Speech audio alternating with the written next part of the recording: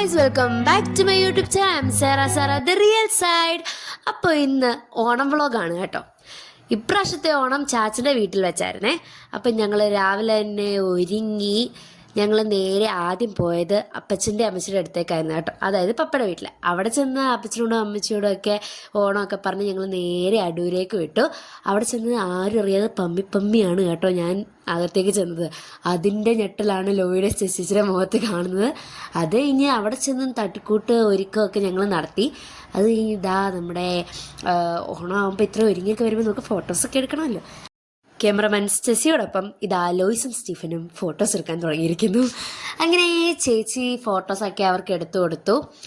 അത് ഞങ്ങളും ഞങ്ങളുടെ ഫോട്ടോസൊക്കെ അവിടെ നിന്ന് എടുത്തു കേട്ടോ. അങ്ങനെ ഞങ്ങളവിടെ കുറച്ച് നേരം താങ്ങിയും തൂങ്ങിയും നിന്നതിന് ശേഷം നമ്മുടെ ഓണത്തിൻ്റെ മെയിൻ പരിപാടിയായ സദ്യയിലേക്ക് കടന്നു കേട്ടോ. അങ്ങനെ എല്ലാവരും അവിടെ ഇരുന്നു.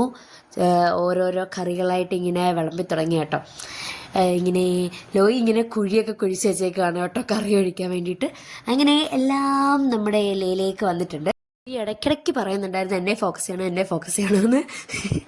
അങ്ങനെ നമ്മൾ ചോറയൊക്കെ കഴിച്ച് നമ്മുടെ ലാസ്റ്റ് പരിപാടിയായ പായസത്തിലേക്ക് കടന്നു കേട്ടോ. നല്ല അടിപൊളി സദ്യയും പായസമൊക്കെ ആയിരുന്നു. വയറ് നിറച്ച് കഴിച്ച് കേട്ടോ.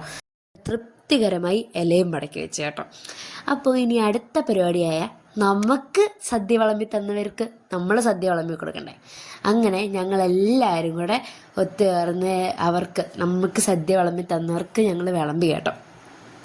അങ്ങനെ അവരും കഴിക്കുന്ന മനസ്സോടെ കഴിക്കുന്ന കണ്ട് ഞങ്ങളവിടെ നിന്ന് വീണ്ടും ഞങ്ങൾ ഫോട്ടോസൊക്കെ എടുക്കാനായിട്ട് പുറത്തേക്ക് ഇറങ്ങി.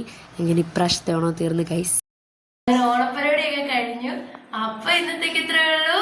Like, share, subscribe. ബൈ.